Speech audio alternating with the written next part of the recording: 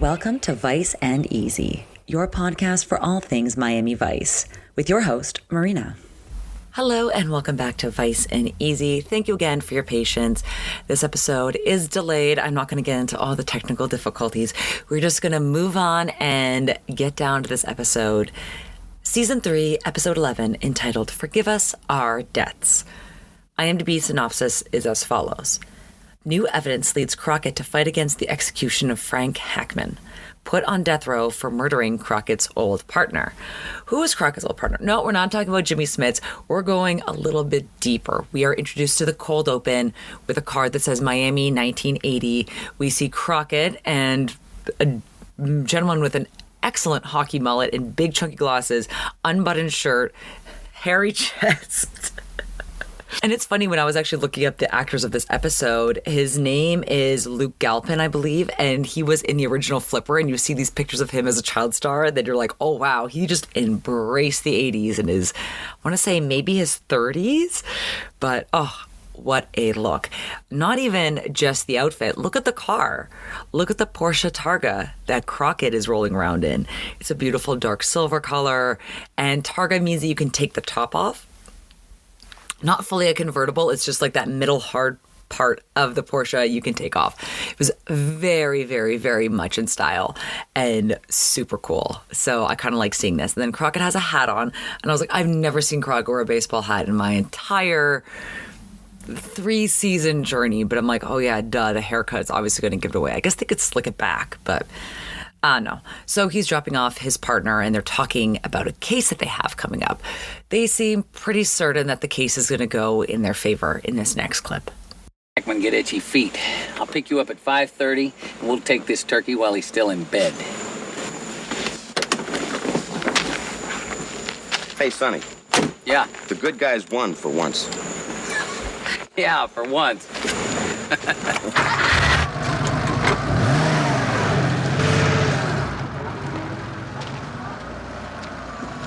Now we're going to explore who Hackman, the gentleman that Crockett was saying he was worried about getting itchy feet, is later on in this episode.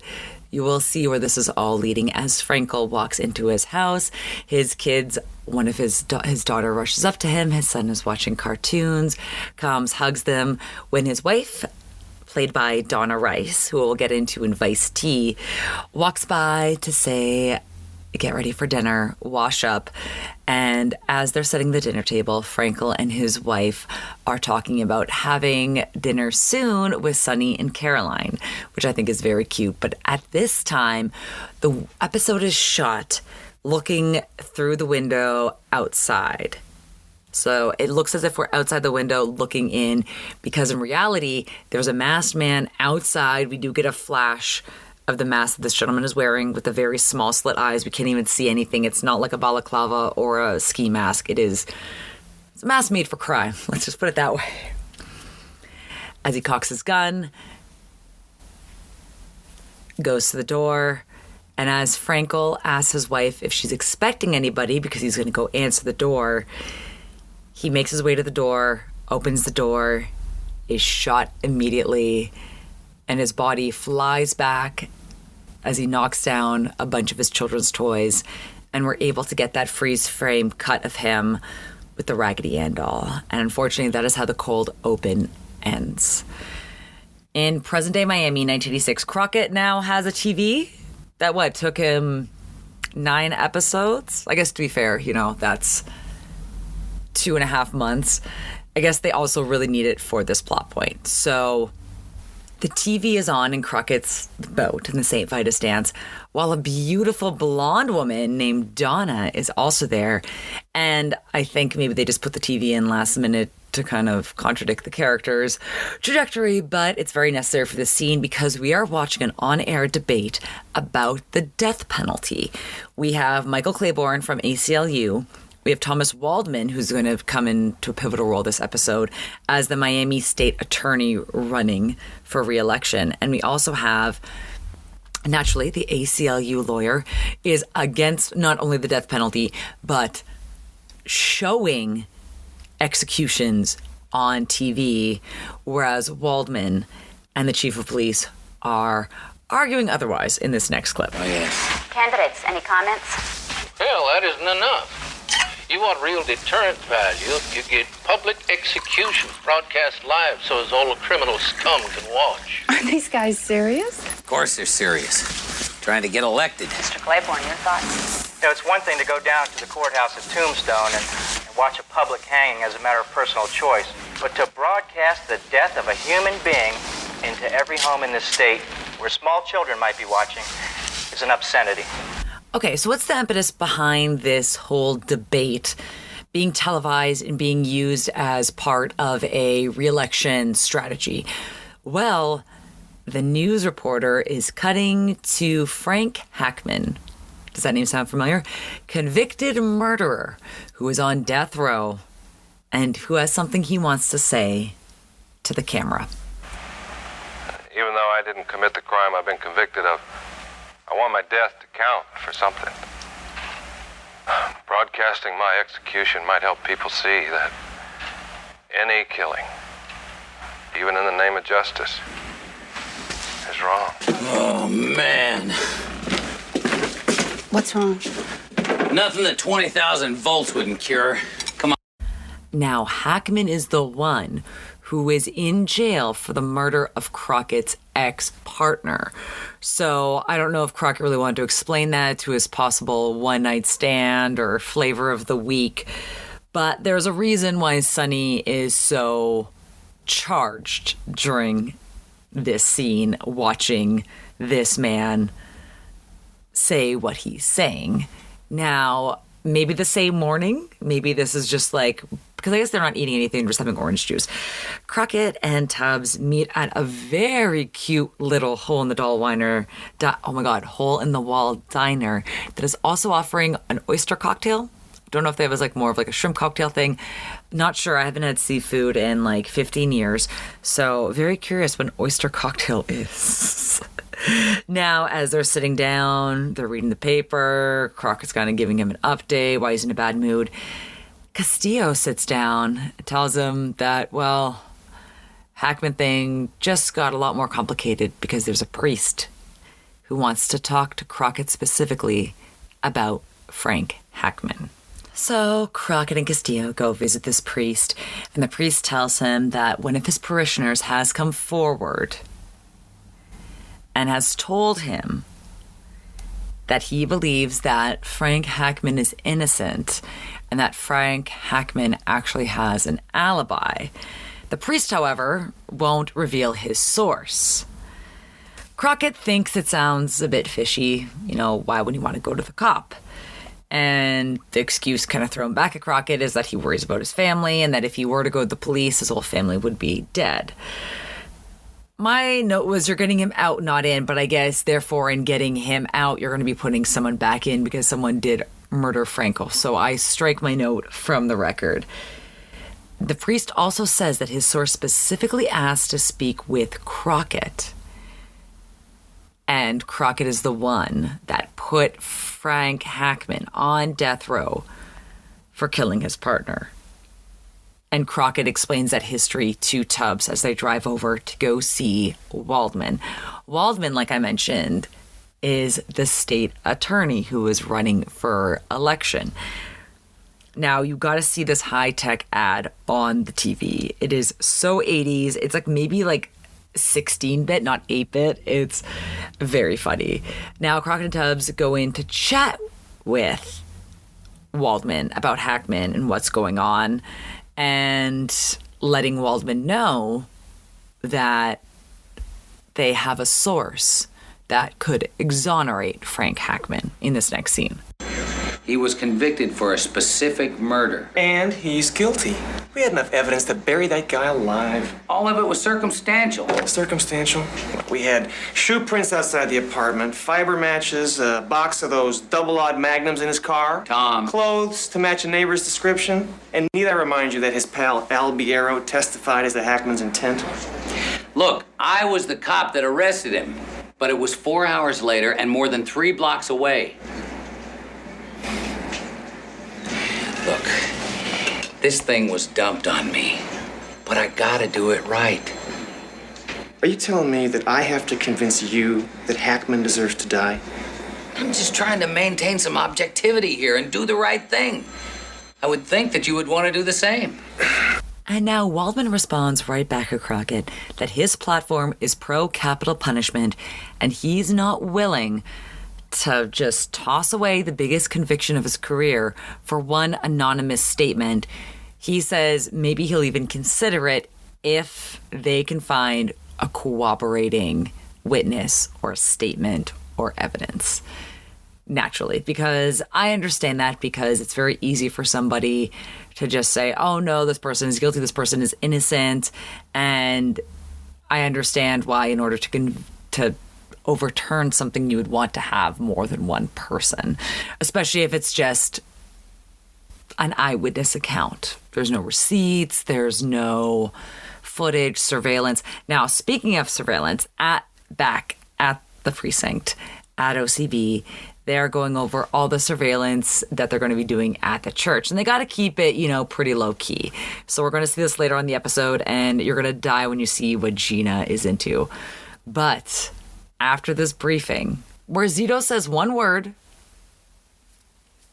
just putting that out there, a spoiler alert, Zito says one word, Crockett gets news from Castillo that somebody wants to see him. Surprise, surprise, let's guess who this person is.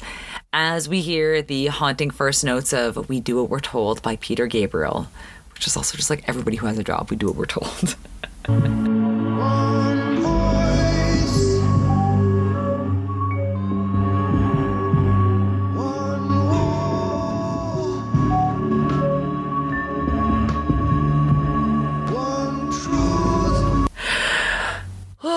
Crockett goes to see Waldman, who's looking very sad and forlorn, holding a cross. Crockett is not buying it in this next clip. Why'd you ask me to come here? A man's right. Face his accusers. Not many people have the luxury of knowing the exact hour of their death. I'm losing interest. You didn't put me here. I want you to know that. There'll come a time when you'll ask for forgiveness to make your peace with God. And I want you to remember that I don't hold you accountable. Now, that's dang nice of you, Frank. Hackman then just keeps going on that he didn't kill Frankel, but he has killed other people, and that's who he's dying for. Then he tries to get the waterworks going by placing his palm up against the bulletproof glass, and Crockett is not having it, as you can see in the gallery. Now, let's have a little bit fun. We see Gina dressed up as a nun, just sitting outside, and she's just reading the license plates via her mic, her wire, to Zwitek, who's writing them down, pulling up information on them. Then we see Trudy going around with not a Polaroid, but a Spectra. But it's pretty much looks the exact same as a Polaroid. But I think all Polaroid cameras have the actual brand on the camera. So I guess this is like the knockoff version. Then she hands them over to a tall, redheaded gentleman who is not Zito, who then hands them to Zwitek. Zwitek flips the Polaroids over, scans them, and sends them to Washington, D.C. They get the records of about 3 parishioners who could fit the profile. They finally find the guy that probably looks like the most likely because he has a lot of experience with Hackman, experience in the form of charges. If you actually look at the gallery and see the printout of his sheet, it says it says history, numerous felonies, money laundering, extortion, petty larceny, grand theft auto, breaking and entering, and those are the only ones I was able to capture in the one screenshot because I didn't want to make multiple screenshots. But yeah, he has a very long record. His name is Gus Albiero, and Crockett and Tubbs gonna go make a visit to him and see if they can get a little bit more information from him. I also love that they take the Testarossa to this auto body shop. You testified that he did the murder. I testified to his intent.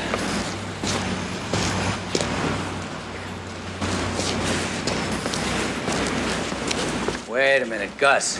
You were the nail in the coffin. We didn't have enough evidence to send him up without your testimony. You know that. Gus then claims that Hackman was actually with him in Daytona the time of the murder. You perjured yourself? Why? He was making it with my wife. I wanted to kill him myself. So who really killed Franco? I got a new wife, family. I'd be dead in a couple of hours if I told you that. Oof. And then, unfortunately, Gus does explain that kind of the impetus, the reason for his change of heart or his supposed honesty is because that he is suffering from pancreatic cancer and he has been told he has about 2 months to live. And he does have a new wife and family, and he doesn't want to say who the real killer of Frankel is without putting them at risk.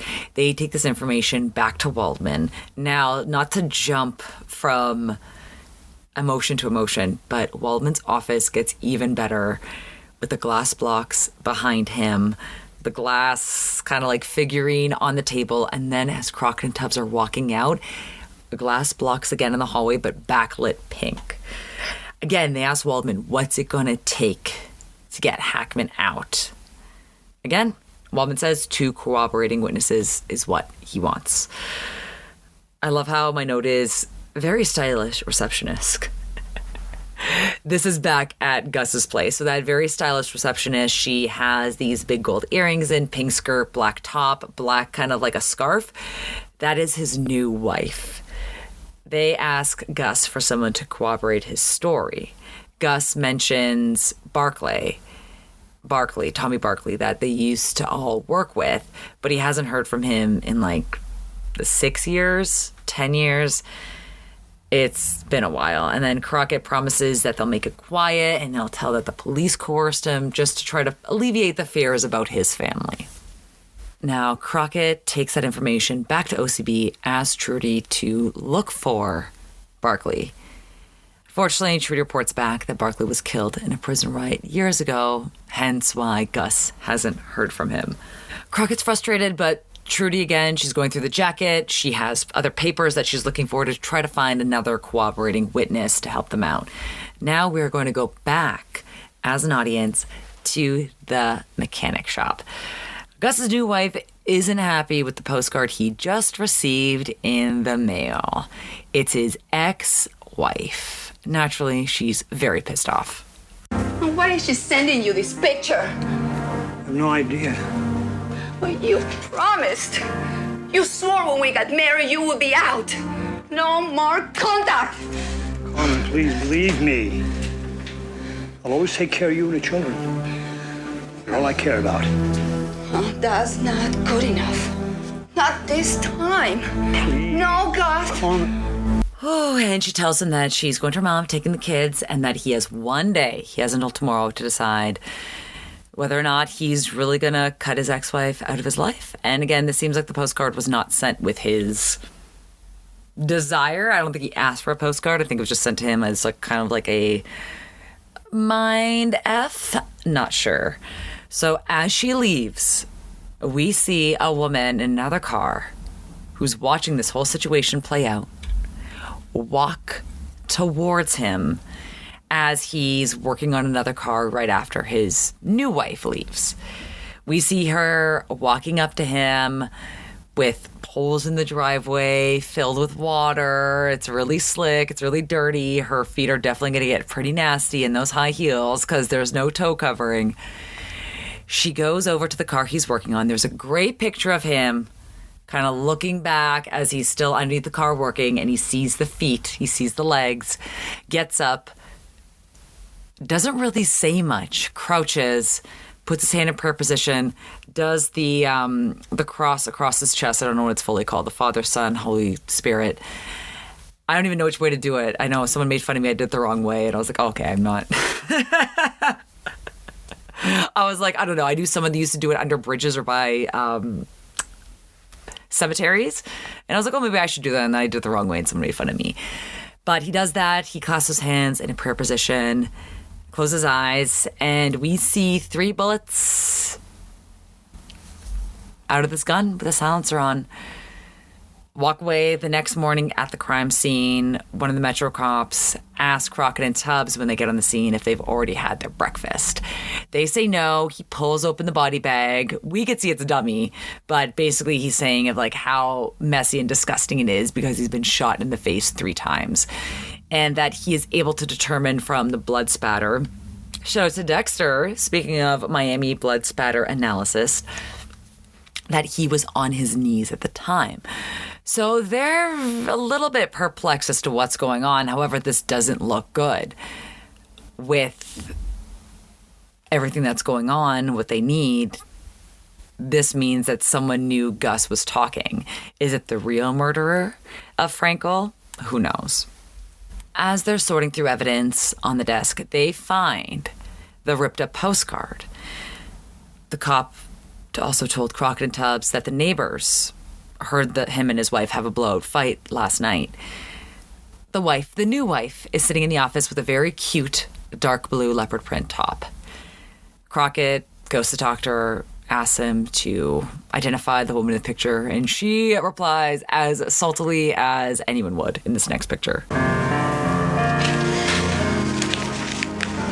She was a bad person. Oh no, I cut the wrong part. Dragging him down in her filth.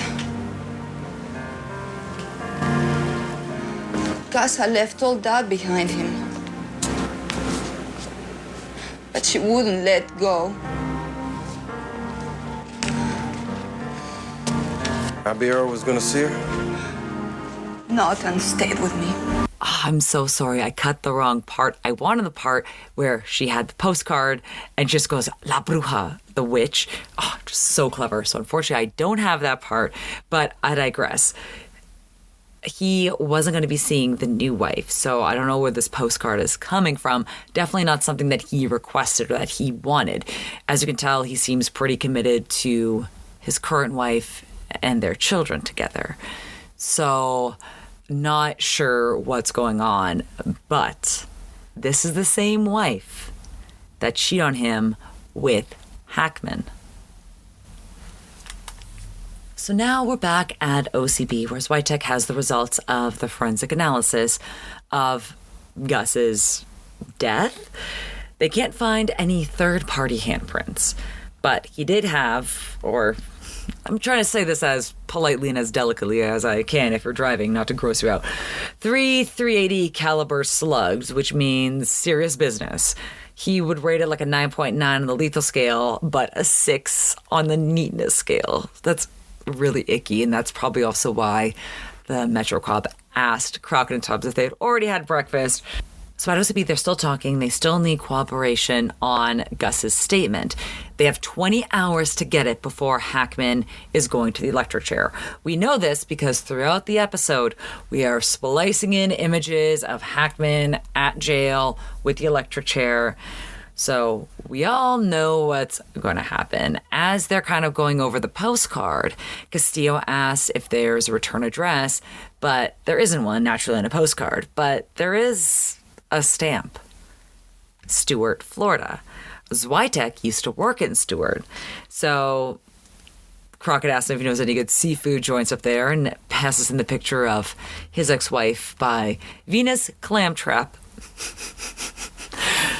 Switek instantly IDs it, says it's by the stadium. And this is where I did a little bit of research. I was like, stadium in Stuart, Florida. I was thinking maybe it's like a minor league baseball team. So it turns out you'll see later on the episode insignia for Stuart Tigers.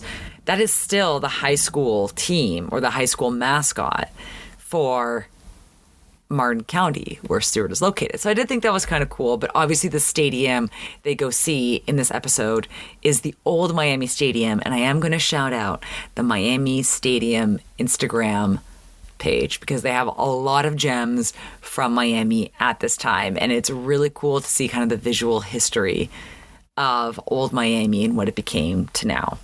I will say that on my research, I did find a minor league baseball team called the Jupiter Hammerheads that look very cute. I do love minor league baseball mascots because they really do have a lot of fun with it.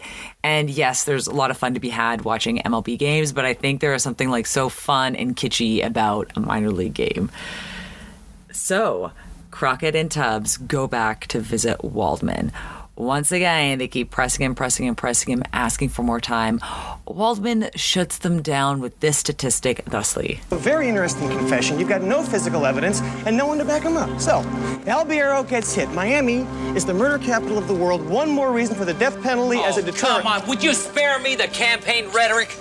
You want to turtle this issue until after the election. And what do you want? Let loose a cold-blooded killer? That guy is wrong. Everybody knows that. The system worked. Why can't you just let it go? Because I'm the cop that put him there. And I'm the lawyer. My conscience is clear. No, you're a politician. A conscience is optional. I also think it's funny that there's that distinction made between politician and lawyer when it comes to conscience, because most defense lawyers are not known for, their upstanding morals and conscience. So I do find it funny. That's not too far off from a politician, depending on who you're defending.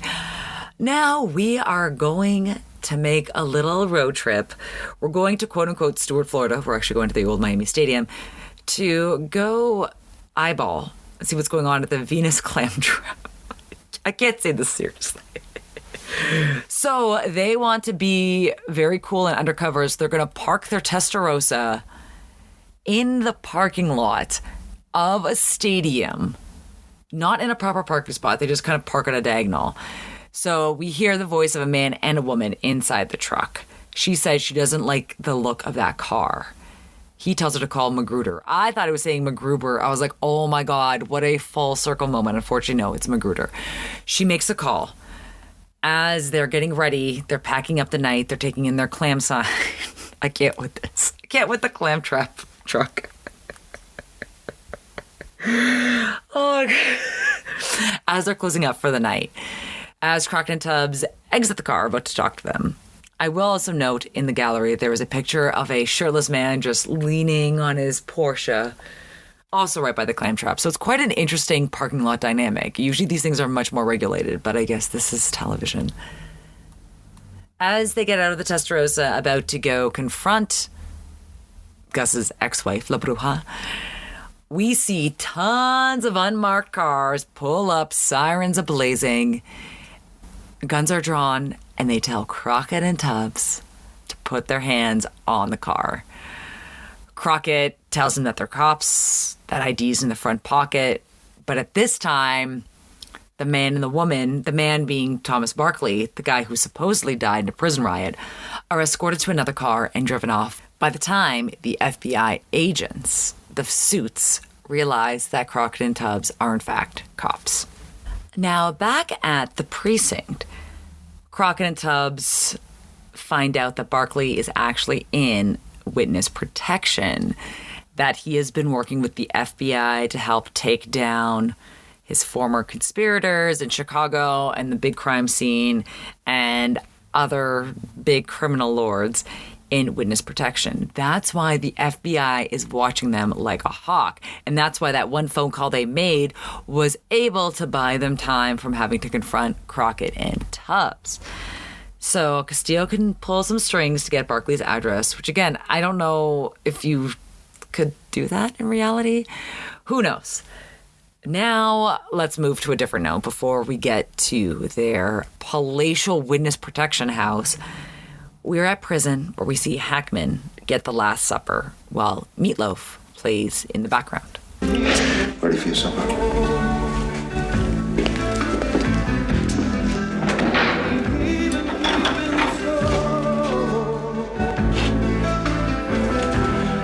Anything I can do for you?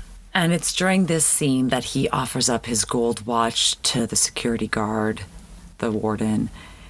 He declines. Frank pushes it again, says that, you've made a real difference here. And then the security guard just basically has to tell him straight up, I can't take it. I could lose my job. And you can see that Hackman looks a little defeated, but I will notice that his Last Supper looks pretty decadent. You got a nice dinner roll. I see some ham here. So I always wondered, what are the limitations to a Last Supper? I guess they can get you anything you want. What if you want fresh lobster? What if you want something that they can't source? Always wonder. I'm sure there's stipulations. Not something I'm sure I have the stomach to research right now. Now let's change courses. We are back on the Scarab with Crockett and Tubbs. They pull up to this palatial pastel wonderland of a house. And it is really funny. We have a scene of like Crockett kind of like loading up his gun. And Tubbs is like, wait, I thought we were just going to talk to him. He's like, yeah. Just preparing for anything, I guess. And I must say that this guy is definitely snitching big time because of how he's set up. Because again, I'm not really sure of how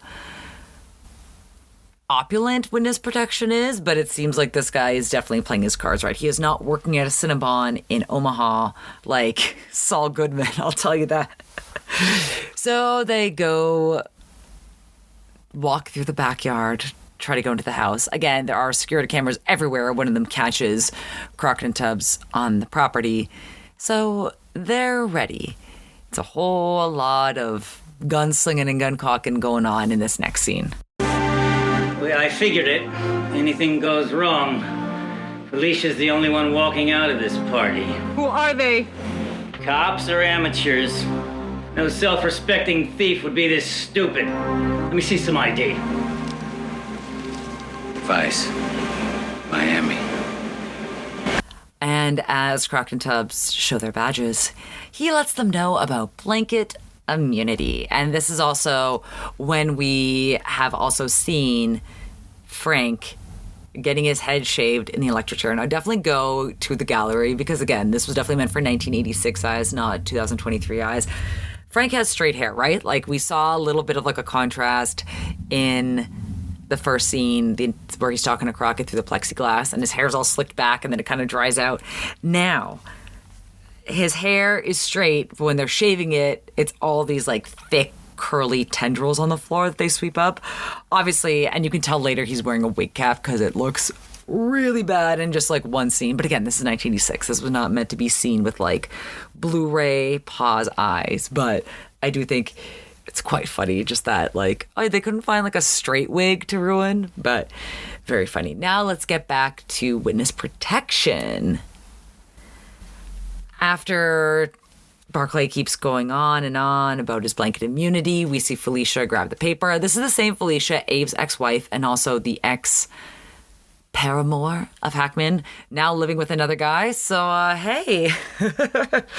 She pulls out that piece of paper. Crockett invites him to go for a walk, probably as a way just to get like a little bit more information out of him. As Barclay kind of goes on and on about that cops now can't do anything, can't get anybody to talk, Crockett beats the crap out of him, throws him in a pool, and convinces him to talk the old-fashioned way. Hackman was with you in Daytona? Yeah. Me and Alviero. Why didn't you show up for the trial? Felicia. Nobody's that good, pal. She is.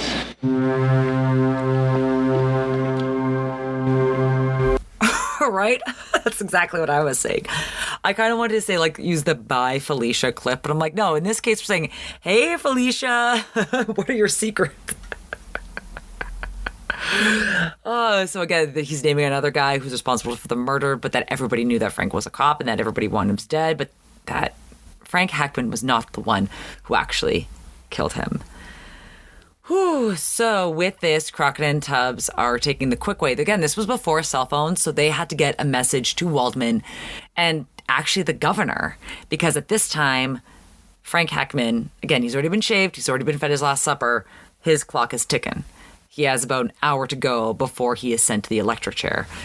So Crockett and Tubbs speed over to this beautiful waterfront dinner party. At first I thought it was a funeral because everyone was in black, and I just realized it was a fancy party. This is where Waldman and the governor are enjoying themselves. Crockett and Tubbs walk right up and they tell Waldman that they need to speak to the governor now, that they finally have the corroborating witness that Waldman has been asking for. Governor, if I could recommend that this be handled through the appropriate channels. Tom, this man has a little over an hour left. Let's not worry about procedure. Give me a phone. Now, I'm not sure of the timeline, but we do know that the governor made the call. I want to say maybe the next morning, maybe a couple hours later, because Crockett is in a completely different outfit. We saw him soaked in the pool, kind of like that purplish, dark gray outfit. Now we see him with the pink undershirt and a gray blazer. Pink and pink with the pink glass blocks behind him is definitely a great look. Waldman's not too happy. He has the copy of the Miami Standard in his hand. Big turnout expected in state election. But then he also laments that he's down 10 points in the polls and that he never really cared for Hackman anyway. I'm not going to apologize for doing my job, Tom, but for doing what I thought was right. You think I care about your motivation? You cut the legs out of my career, man. Since when is that more important than a man's life? Hackman is a slug. The world would be that much lighter without him. That's not a call you get to make, Tom. Oh, that is tricky to kind of take this all in. I don't really sympathize with Waldman because Crockett did what he had to do to prove what he thought was this man's innocence. And he was able to get the witnesses. And he did note that he was put away under less than secure evidence. However, Waldman's just like complete dismissal and of who Hackman is as a person. It's true, like that isn't a call you get to make. Just because you don't like somebody doesn't mean that you can kill them to better your campaign choices. But now we are going to the prison. It's the big day. Hackman is getting out. There is a sign behind Crockett and Tubbs that I circled that says bad dog, which I love. What a good sign. It's like, no, not beware of dog, just bad dog. Is he going to pee on you? Is he going to bite you? Like, is he dangerous bad or is he just annoying bad? Because I know a lot of little chihuahuas that people love to bring into restaurants that are bad. Now we get a great shot. Crockett is once again in a new outfit, like kind of like a Kelly green shirt with a dark gray blazer, and Tubbs, of course, looking great in his gray suit. As Hackman actually comes out very Miami criminal boss. I mean that he's wearing a Panama hat. He has a lavender shirt under his ivory, I'd say like maybe like eggshell suit. Whew, this scene is so hard to take in. Crockett is there, and Crockett is also telling Tubbs that this isn't something that he usually gets to do. He doesn't usually get to greet people he's put away as they get out of prison. Let me just play this for you. Thanks, Crockett. Just doing my job. Like I knew you would.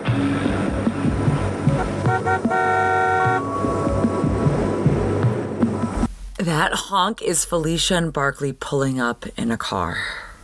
Keep that in mind as we keep going. Gus was dying.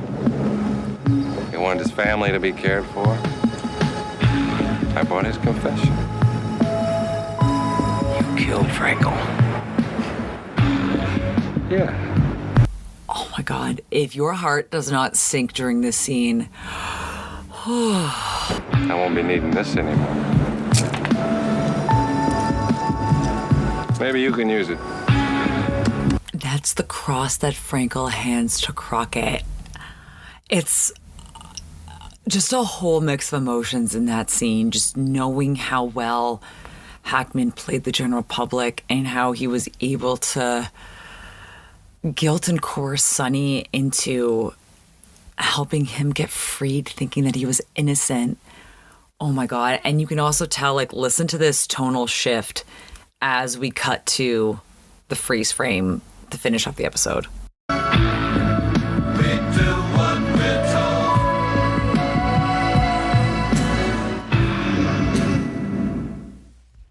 Right? You can hear that shift as we see Crockett just like seething in quiet anger.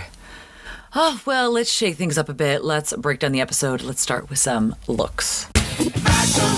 Honestly, I'm just going to say the ladies really brought it this episode because my choices for best dress, we have Trudy in the polka dot dress, we have Gina as the nun, and then we also have Gus's new wife in the black pink with the gold earrings. I think they all brought it this episode, and I found honestly the best dressed man in this episode is Frank Hackman, and I don't want to put like the ultimate villain who killed Crockett's partner as best dressed, so maybe I'll give him wild card. Okay, so let's give Frank Hackman wild card. We got all the ladies for best dressed. Then for Crockett, I really liked him in the light gray blazer with the pink undershirt with the matching glass blocks behind him in Waldman's office. Waldman's office is also my pick for best interior decor. Surprise, surprise, the snitch house that could, the witness protection house that Barclay and Felicia are in, definitely taking the cake as the best exterior decor. But there's also some great interior shots where I was able to get a shot of her when she's pulling out the blanket immunity and you see all these pink fixtures in the bathroom. Chef's kiss on that house. And that he's definitely snitching on some big guys. And not only is he snitching, he's duping to get his ex-partner in crime literally out while living with the guy's ex-girlfriend. Yeah, Felicia's got a hold on these men, I'll put it that way. But she's not one of our best dressed. No, not this episode. Now for music, we got some big songs in there. So mainly kind of, there was a song that was playing at the mechanic, but I'm not going to include it with like the big top 40 songs, like the bigger thematic songs of the episode. We have Standing Outside by, rest in peace, Meatloaf. We also have We're Do What We're Told by Peter Gabriel. We have two different haunting, kind of slow, instrumentally powerful songs telling us how to feel this episode, which I really appreciate. And it's very tough to kind of choose through. Part of me, because I love cheese, I want to go with Meatloaf, but I think We're Do What We're Told by Peter Gabriel playing as Sonny is realizing he got duped and that no good deed goes unpunished. That Crockett put so much on the line to free what he thought was an innocent man. And it turns out he just let his partner's murderer off the hook to go live his best life. And the fact that Frank Hackman played that so intrinsically, knowing that he was really down to the wire, like his head was shaved, he's already fed his last supper, and he knew that Crockett's sense of good would take over. I just can't. It's diabolical. It's diabolical. Oh, man. Now, I have a little bit of Vice tea, but it's not about any of the characters you think it's about. So the Frankels between them maybe got 2 minutes of screen time in that cold open. And I mentioned the name Donna Rice. So when this aired, originally in 1986, she was then just working as a model. She didn't really have a lot of acting credits to her name. She's also working as a pharmaceutical representative in the Miami area. So this kind of helps the story go. But again, beautiful girl model. She apparently, at Don Henley's house in Aspen. Again, I linked to this article because, again, you know who else spent their time in Aspen? Don Johnson. So apparently they can't really source this whether or not she was dating Don Henley at the time or she was just a guest of somebody. But Don Henley goes through that in this article that, you know, it was kind of like a small New Year's Day party where he basically fed all his hungover friends, and that his friends also brought presidential hopeful, one of the Democratic Party nominees, not the official one, but like, you know, kind of when they're all in the running, named Gary Hart. So it turns out Donna Rice and Gary Hart really took a shine to each other despite him being married, despite him also like not being that young. He was a lot older than her, and there's that infamous picture of her sitting on his lap with the name of his yacht on his sweatshirt. Naturally, that didn't go too well for him. Again, also when I was seeing the pictures, I was like, he's not that hot. It's like, and he's married. I don't get it. Again, I know that a lot of people lie about the state of their marriage. Oh, we're separating, but we have kids. We have to wait, blah, blah, blah. I know that it's very easy to get duped by someone who is currently in a relationship or in a marriage, and it's not that unheard of. But again, this was also a public figure. Like, girl, you knew he was married. And once someone got a hold of that photo, obviously it was sold to the National Enquirer. So he obviously was no longer going to be in the running, and that led the way for Michael Dukakis, I believe, to be the 1998 Democratic representative. I also read something about Walter Mondale, but I was like, wasn't Walter Mondale 94? Wasn't Walter Mondale 1984 when he was running against the incumbent Ronald Reagan, and he got like a very minuscule part of the voting population. Basically, he won Minnesota and like maybe DC. But I also know of Walter Mondale because that's what they call the old car on 90210 because they're originally from Minnesota. None of them have accents, but the only way they're able to like kind of show their Minnesota roots is to have an old beat up car named Walter Mondale, which I think is funny. But she actually has been able to kind of transform her tabloid days into something good. She does a lot of advocacy about keeping the internet safer for children. And as someone who grew up in the early days of the internet, it does seem like what she's doing has brought a lot of positive changes, limiting certain sites that people can go on for public Wi-Fi, working with corporations to limit that kind of public Wi-Fi. So yeah, nothing I can really complain about. And she seems like she's moved on. She's married. She's, raising the children of the person that she married. So she seems like she's doing pretty well. Gary Hart, didn't really hear anything about him. But yeah, definitely that article I linked with Don Henley kind of denying, and it's very interesting, a very small world. Don Johnson in Aspen, that's also where he met Barbara Streisand. Then I was able to put that back to Josh Rowland. We could just do like 6 degrees of separation with Don Johnson in Aspen. And I couldn't really find any Vice tea or anything scandalous about the other guest stars. Everybody just kind of seemed like working character actors. However, Felicia is Prince's mom in Purple Rain. Thought that was interesting. Now, as we close this episode, I just want to thank you all for liking, for subscribing, for telling your friends, for leaving me wonderful reviews, for sending me really nice emails. It really does mean a lot, really keeps me going. And thank you again for all your support. We'll be back to break down Season 3, Episode 12. We have a 2-parter coming up. Spoiler alert, it doesn't look good for one of the Vice cops. And with that, I bid you adieu. We'll see you next week here on Vice and Easy. Hey, man, Miami Vice is #1 new show.